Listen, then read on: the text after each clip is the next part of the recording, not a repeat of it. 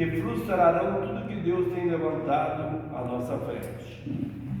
Na primeira carta do apóstolo Paulo à igreja de Corinto, lemos como ele os colocou em ordem. O título dessa mensagem o Joab está falando, isto é um pacote. Tá? A ordem divina tem muitos aspectos. Deve haver submissão à liderança apostólica. Quando fala de liderança, quando fala de ordem divina, aqui está falando dos ministérios fundamentais, que está lá em Efésios 4, versículo 11. E a uns ele estabeleceu primeiramente apóstolos, profetas, evangelistas, pastores e mestres, com vista ao aperfeiçoamento dos santos. E aqui fala que nós temos que ter honra à ordem divina. Nós temos que honrar esses ministérios que Deus tem dado para o aperfeiçoamento da igreja. E além desse ministério, nós devemos ter honra para com os nossos pastores e presbíteros que estão ministrando a palavra sobre nós. Mas muitas pessoas não entendem o que tal submissão envolve. Esta submissão não é submissão a um apóstolo como pessoa humana, é uma submissão ao seu ministério e à autoridade que representa. Isso significa submissão a tudo que o ministério produz. Então, eu creio que os irmãos entenderam. Essa submissão não é a um apóstolo como pessoa humana, né? É uma pessoa humana. É uma submissão ao seu ministério, ao ministério que Deus tem dado para nos abençoar, e a autoridade que representa, a autoridade que Ele representa. Então a nossa submissão deve ser não só. Tem gente, tem igrejas aí que falam na televisão, as pessoas falam de um só. Fala, né, o apóstolo tal, é só aquele apóstolo que fala. Ao missionário tal, eu não vou citar nome aqui, não preciso, não estou aqui criticando eles, mas quando fala de ordem divina, não é um apóstolo só, são 5 ministérios, e a autoridade com a qual ele representa, ao ministério que ele representa. Então nós temos que olhar para uma pessoa humana, nós temos que olhar para o Senhor. Às vezes existe reserva em relação à submissão, quando algo vai errado em todo o sistema da ordem divina, em uma igreja neotestamentária. Mesmo assim, não podemos reagir com rebeldia à autoridade que Deus tem criado. Porque nós temos que ser submissos, nem não agir com rebeldia. Não podemos ser submissos ao apóstolo especificamente, e não ser submisso de uma forma genérica a toda a autoridade da ordem divina que Deus tem trazido à existência, não um só, mas a todos. Não podemos resolver ser submissão ao apóstolo e ao mesmo tempo ser submissa a outro apóstolo que Deus tem levantado. Nossa submissão tem que ser para todos os apóstolos, profetas, evangelistas, pastores e mestres. Esta verdade é expressa em 1 João 5, versículo 1. Todo aquele que crê que Jesus é o Cristo é nascido de Deus. Prestou atenção? Todo aquele que crê que Jesus é o Cristo é nascido de Deus. E todo aquele que ama ao que o gerou, também ama ao que dele é nascido. Então nós amamos aquele que nos gerou, e nós amamos o que dele é nascido, o que dele veio a luz. Todos os profetas, evangelistas, pastores, mestres e membros do corpo, todos nascidos por Deus. Mas quem está em Cristo é o quê? É uma nova criatura. Foi nascido. muito mais. A pessoa diz, não, agora eu virei crente, agora eu sou crente, sou crente. Crente, irmãos, até o diabo é. Ele crê que Deus não existe. Nós temos que nos alegrar e falar assim, puxa, agora você virou crente? Fala, não, eu sou nascido de novo. Deus me fez eu nascer. E eu nasci tendo a vida dele. Eu nasci para servi-lo. Eu nasci para adorá-lo. Eu nasci e ele me colocou num corpo de muitos membros. E esse corpo é o corpo dele. A palavra fala, e vós sois o corpo de Cristo. Vós sois individualmente membros deste corpo. Ele é o quê? O cabeça. O cabeça. É a cabeça que governa. Se você cortar o pescoço e a cabeça ficar aqui um pouquinho aqui, sabe o que vai acontecer? Seu corpo não vai saber para onde ir. Mas é a cabeça que governa, que age e que faz o corpo andar. A cabeça que dá a ordenança, pé, caminha. É a cabeça que dá a ordenança, vai lá no mercado buscar o queijo. Né? É o cabeça que dá ordem para o corpo, vai melhorar. Então nós temos que amar ao que o gerou. Aquele que ama o que o gerou, também ama o que dele é nascido. Essa tem sido a base pela qual algumas mulheres têm avaliado muito corretamente um relacionamento. Uma viúva com filhos, uma viúva com filhos, tá?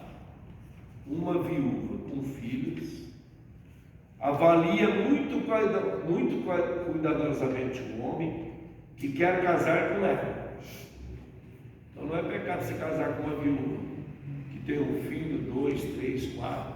Vou falar esses dias que casaram com uma mulher que tem 4 filhos.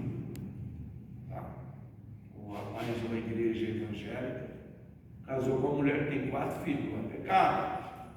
Mas você tem que entender, fala assim, que uma viúva com filhos avalia muito cuidadosamente um homem que quer casar com ela. Tem que explicar. Se ele realmente a ama, não tem importância se você tem 4 filhos. Eu te amo. Mas se você realmente ama, também irá amar os seus filhos. A palavra fala que você tem que amar a mulher e amar os filhos. Ou uma viúva que casa com um marido que tem 4 filhos.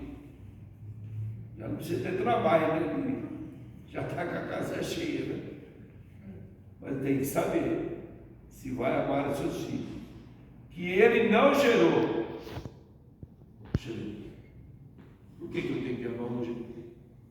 Mas a mulher que você casou, você diz que ama, você tem que amar o que dela foi gerado.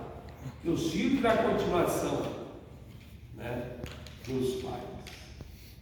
Eles são filhos dela, mas se ele a ama, ele ama os que são nascidos dela. Se ele não puder fazer isso, então deve reconhecer que não a ama o suficiente para se casar com ela.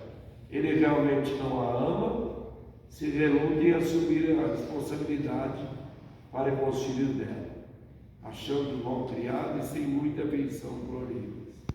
Se ele a ama, ele se encontrará amando essas crianças como se fosse gerado por Deus. Assim, o Senhor gerou as crianças, somos nós, nos tornou filho, nós devemos amar todos aqueles que foram nascidos de Deus e gerados por Deus para nos abençoar. Vamos continuar aí?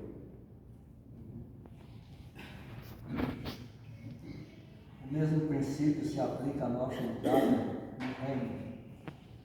Deus tem muitas crianças e a maioria delas não são tão bem educadas como o Senhor Jesus Cristo. Elas não estão refletindo perfeitamente a sua imagem. Mas se nós amamos ao apóstolo e somos submissos a ele, seremos submissos também a todos que Deus levantou debaixo das suas mãos. Amém.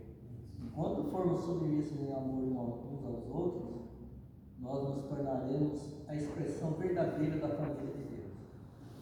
Quanto mais orarmos pelo ministério apostólico, tanto mais nós também nos encontraremos orando por todos, os apóstolos, profetas e presbíteros que estão ligados a ele. Nós nos encontraremos abençoando-os e nos preocupando profundamente com estes que ele levou. Amém. Não podemos ser daqueles que comparam homens. Paulo disse que nós não podemos comparar um com o outro. Está lá em 1 Coríntios 4, versículo 6. Isto é carnal e não deve ser feito. Nós não devemos exaltar um sobre o outro. Da mesma maneira que uma mãe não olha para os seus filhos e diz: o mais velho é muito esperto, ele está no científico. Científico era antigamente que tinha na escola. Mas os mais novos que estão no jardim da infância, no primeiro ano, não sabem muita coisa. Tudo isso é uma questão muito relativa, uma questão de progresso das pessoas, de progresso. As pessoas que estão entrando no caminhar com Deus não devem ser rebaixadas, pelo contrário, devem ser encorajadas, porque eventualmente no processo de crescimento e apropriação, elas serão comissionadas para as posições de responsabilidade e autoridade. Uma coisa que o Tadeu colocou no parágrafo, diz assim: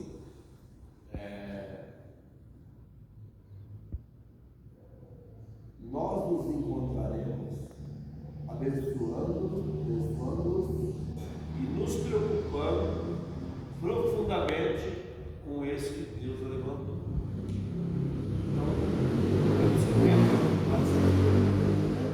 De abençoar, né? E abençoar aqueles que Deus levantou. É isso. Eu tenho falado uma coisa, né, com as pessoas. O nosso alvo na nossa comunidade é se alegrar com os que se alegram e chorar com os que choram. Tanto o problema que o irmão está passando, nós vamos passar junto. Nós vamos estar orando junto. E aí na frente o Tadeu colocou, né, que essas pessoas devem ser encorajadas, né? Ser encorajadas. Então é isso que nós temos que fazer. Encorajar aquilo que o Senhor falava, né? Através de Moisés, através de Josué. Não temas, eis que estou convosco, né? Até os confins da terra, né? Vai. Quando o Senhor falou para, como chama aqui, o nome de Deus, Josafá, o Senhor falou: não, os inimigos, Senhor, são maiores que os nossos. Ele falou: tão somente fique parado e veja o livramento. E eu está. E eu falo para o Senhor mandou ficar parado. O Senhor mandou ficar parado, mas não mandou ficar assentado, prostrado. Mandou ficar em pé. E veja o livramento. E Deus deu o livramento. Sem ele se mexer. Essa luta não é sua. Essa luta é nossa. Hoje eu mandei uma mensagem para mais de 100 pessoas. Você deve ter recebido no grupo. O Flávio recebeu. Saiba de uma coisa: todos os seus problemas, o nosso Deus é maior que todos.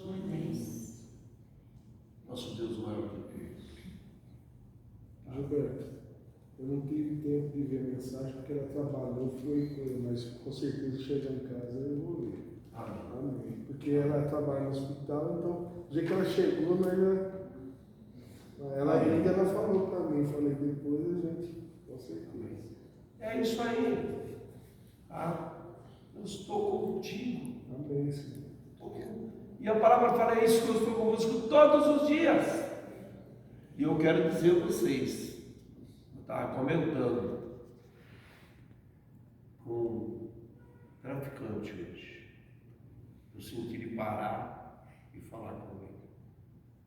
Deus quer mudar a tua vida, como mudou a minha vida. E eu comecei a falar a palavra e começou a chorar. Chamou Ulisses, 37 anos. Deus quer mudar a vida de cada um. É por isso, irmãos, eu quero pedir para vocês, aqui tem lugar para muita gente que está lá fora sofrendo. Não deixe no sofrimento. Transmita. Diga, olha, eu quero orar por você e quero te convidar para você ir na casa de Deus para ouvir uma palavra e lá os irmãos vão orar por você. Eu gostaria, tá? Como eu falei com esse casal maravilhoso aqui, eu falei, venha que nós vamos estar orando. Agora, a palavra fala para nós fazermos discípulos. E de fazer discípulos, e de pregar o evangelho a toda criatura. Fala para os seus vizinhos, tem alguém sofrendo, fala, olha, quero te convidar para estar hoje à noite comigo lá na comunidade, e você vai ouvir uma palavra, nós vamos orar por você, e Deus vai fazer uma obra. Esses dias Deus restaurou um casal, não vou citar aqui o nome, um casal que tinha largado. Eu fui na casa deles, orei por eles. Cheguei lá, nós restituímos o casamento de novo. Sabe que igreja era? Igreja Congregação. Foi aquela visita que o senhor fez aqui para o meu marido, eu até falava, o Marmita, né? Tinha largado, a mulher tinha largado dele, arrumou outro, né? Ela ficou doente com câncer, ele cuidou dela. Agora ele ficou doente, está cego dos 2 olhos. Ela está cuidando dele. E nós fomos lá visitar 2 meses atrás. E nós oramos por ele. Eu falei, Deus vai fazer um milagre na vida de vocês dois. E eu cheguei lá. Eu falei, quero te abençoar, e te abençoar só ex-mulher. Ele falou, não é mais esse. Nós restituímos o casamento. Glória a Deus. Louvado seja o nome do Senhor, irmãos. Deus quer fazer isso. Quantas pessoas estão ali fora sofrendo? Eu te convido, lá na escola, lá no trabalho, lá nos seus vizinhos. Digo, quero orar por você, quero que a igreja ore por você. Vai ouvir uma palavra que me mudou. E nós vamos ver essa igreja aqui, estufada de gente. Amém? Vocês creem? Então, nós somos nascidos por Deus. Mas como é que alguém nos gerou? Nós nascemos de alguém. Alguém ministrou para mim. Eu estou aqui. Você foi nascido de um ministério. Alguém ministrou. Agora você não é para ser estéril. Você tem que ser uma ovelha que cria ovelha, que gera ovelha. Então eu creio que Deus vai levantar muitas pessoas aqui para servir a Deus, gerado por você. Em nome do Senhor. Vamos ler mais uma página. Na família de Deus não deve haver esse tipo de coisa. Bom, aqui na família de Deus é que no parágrafo de cima aqui, ele citou algumas coisas assim, que você não deve estar fazendo, né, a acepção de pessoas. Ele falou aqui que muitas vezes o pai ou a mãe, os filhos, não, esse meu filho aqui é melhor do que aquele ali, né? Ou mesma coisa quando acontece aqui numa reunião, você fala, esse filho dali não está indo tão bem como aquele outro ali, está meio. Então é uma coisa assim que E a gente não deve estar falando, a gente sabe, em família mesmo existe isso, né? Se você exaltar um filho e falar mal do outro, pode gerar uma confusão, pode gerar uma briga, uma discórdia. É coisa que não pode acontecer. Então, nós temos que ter cuidado. Por exemplo, se vir gente para a igreja, você tem que ter cuidado de o que falar para a pessoa. Né? Você não pode estar falando qualquer coisa. Se olhar para a pessoa e falar, esse daí não vai dar rock, esse daí não vai longe. Agora entra um outro, né? Ou esse sim, esse, ó, né? Bem vestido, não sei o que, esse vai longe. Mas pode ser que seja completamente ao contrário. Aquele que é mais humilde pode ser muito mais uma pessoa de bem no ministério do que aquele que se exalta, né? Fala bem, né? Oh, eu sou isso, eu sou aquilo. Então a gente tem que ter cuidado com essas coisas. E família é a mesma coisa. Se você tem filhos, nós não devemos, né? Quem tem mais de um filho, você fala, esse meu filho aqui, olha, esse puxou para mim, esse é. Agora esse outro aqui, não, esse daí não tem jeito, não. Tem muita gente que fala, pau que nasce torto, morre torto. Né? Não é isso que muita gente fala? Pois é, né? Mas a gente não deve falar disso. Você está profetizando uma coisa. Verdade. Então a gente tem que ter cuidado, abençoar. Né? Meu filho é uma bênção, nossos filhos são uma bênção. Amém. Meu filho para mim, todos os meus filhos aqui, eu não faço exceção. Mas mesmo assim, tem muitas vezes que os filhos não têm ciúme do outro. Né? Porque você fez isso para o outro. Mas a gente sabe que os pais que amam verdadeiramente, não fazem exceção de filho, né? Faz de tudo para agradar os filhos. Pode ser o pequenininho, o grandão, qualquer um. E nós devemos ser assim também. Amém. Né? Amém. Vamos lá então. Então ele fala que na família de Deus não deve haver esse tipo de coisa, como rebaixar um em favor do outro. Verdade. Ou dizer, veja esse irmão, como ele está indo bem. Né? Puxa vida, que legal. Mas esse outro não está indo tão bem, não. Né? Bem assim, não. Se o irmão que tem andado nas coisas do Senhor apenas há poucos anos está avançando rapidamente, e outro irmão que tem andado há muito mais anos está indo um pouco vagarosamente, devemos dar mais honra a este do que a este que está em falta, para que não haja divisão. Né? Se você pega um irmão, esse irmão está indo bem, todo mundo vai lá, e o outro lá que não está indo bem, você deixa de lado. O que vai acontecer? Vai haver uma divisão no corpo. Que equilíbrio. Mesma coisa acontece com os ministérios, né? Se você dá mais, esse ministério aqui, olha, esse apóstolo aqui é melhor que o outro, o presbítero é melhor que o outro. Não deve haver isso, a gente não deve estar, a gente deve estar fazendo o que? Orando, abençoando, para que todos sejam iguais, porque perante de Deus, todos nós somos iguais.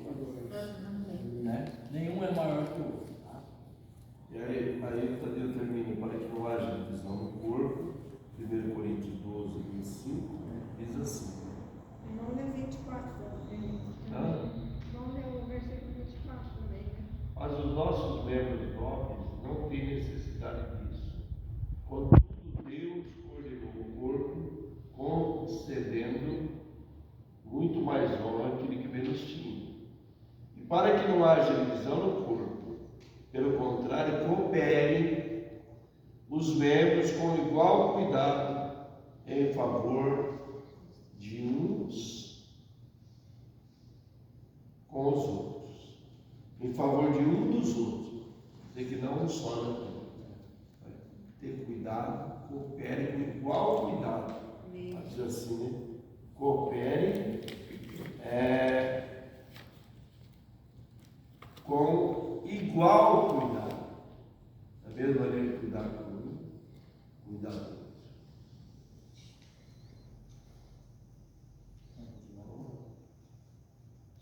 outro. Não pode haver exaltação de um sobre o outro. A parcialidade pode se tornar um problema. O amor tem que ser sem parcialidade.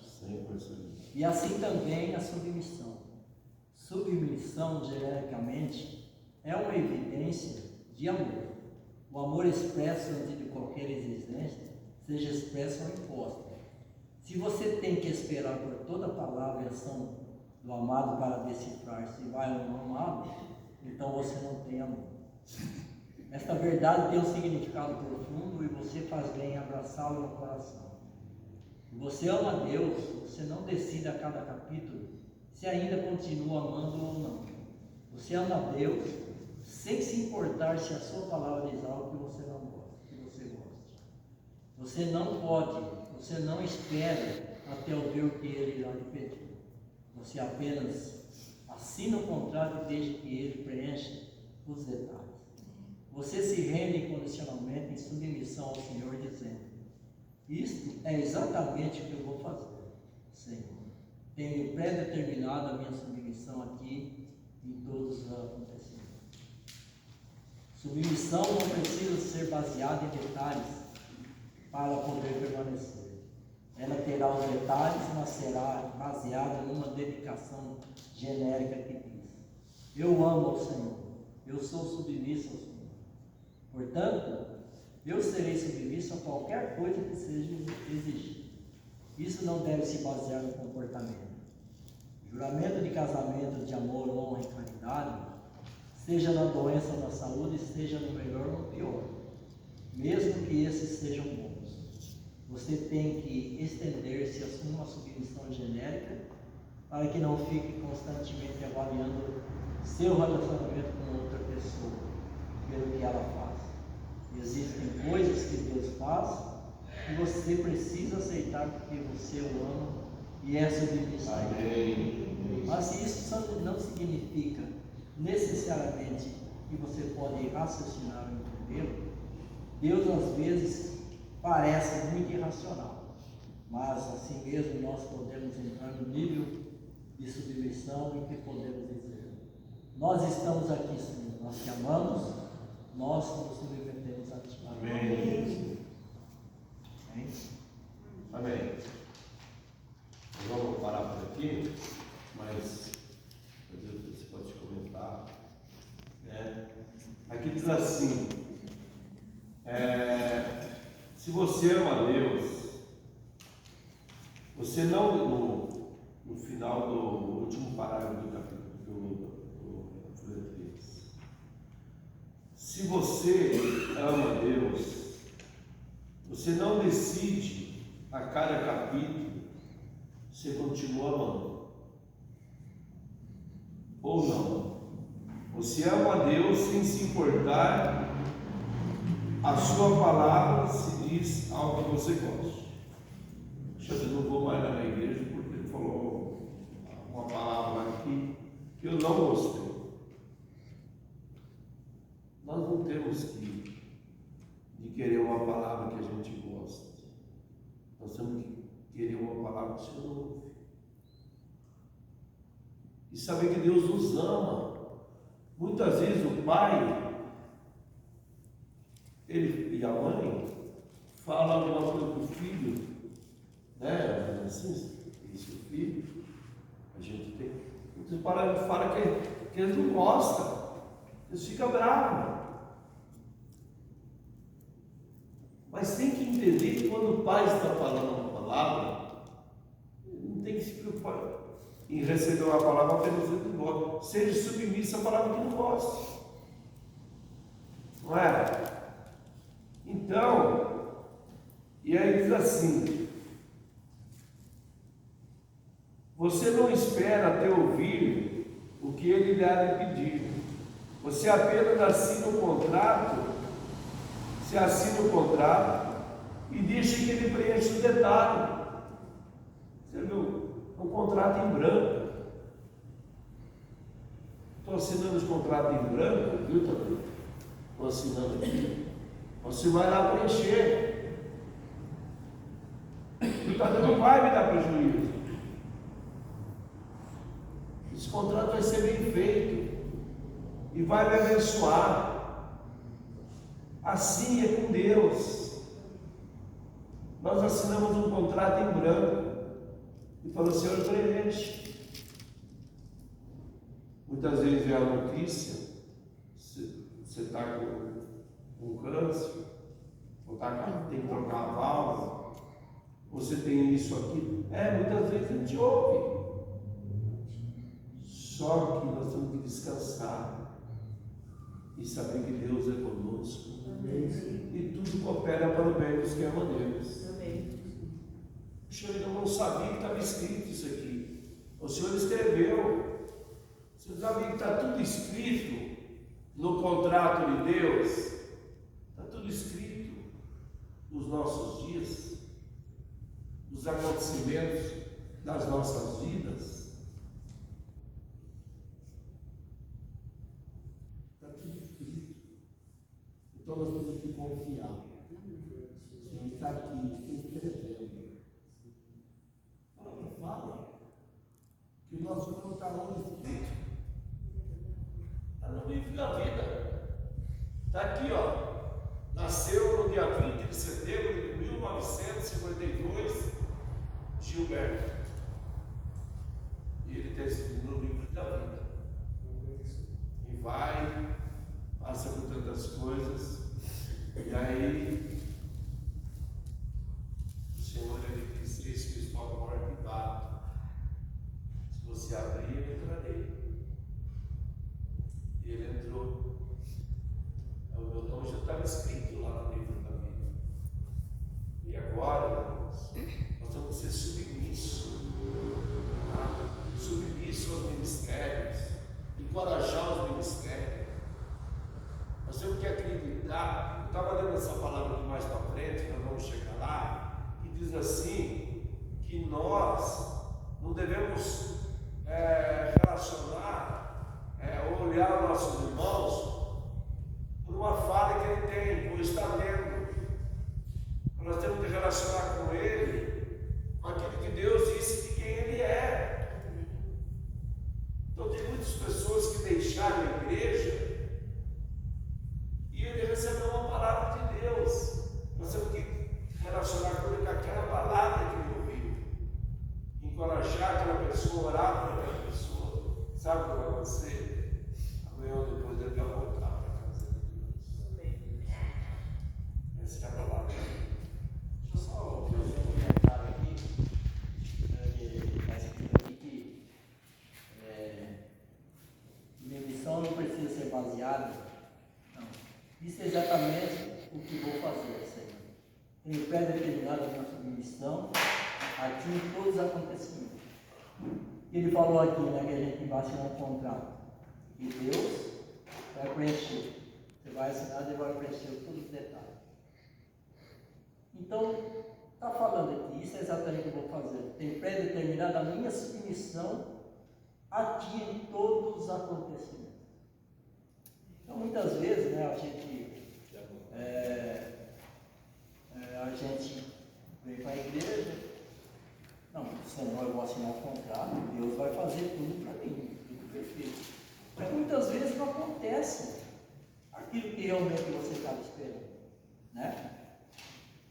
Mas o que nós temos que fazer? Puxa vida, Deus assinou um contrato com Deus, mas nós devemos, a palavra diz, nós devemos dar graças em tudo. Se acontecer alguma coisa que não vai te agradar, né? Pode ter certeza que aquela coisa que não aconteceu para você é porque Deus não permitiu. Amém. Que talvez ia trazer prejuízo para você, ia trazer alguma coisa que você não ia gostar. Sim, né? Então não deu certo, Deus. Glória a Deus. Graças a Deus. E porque eu continuo sendo submisso aqui, a tua palavra. E pode ter certeza que lá na frente o Senhor vai dar em dobro para você. Amém. Vai te recompensar muito mais de tudo aquilo que você achou que você ia perder. Amém? É isso aí. Amém.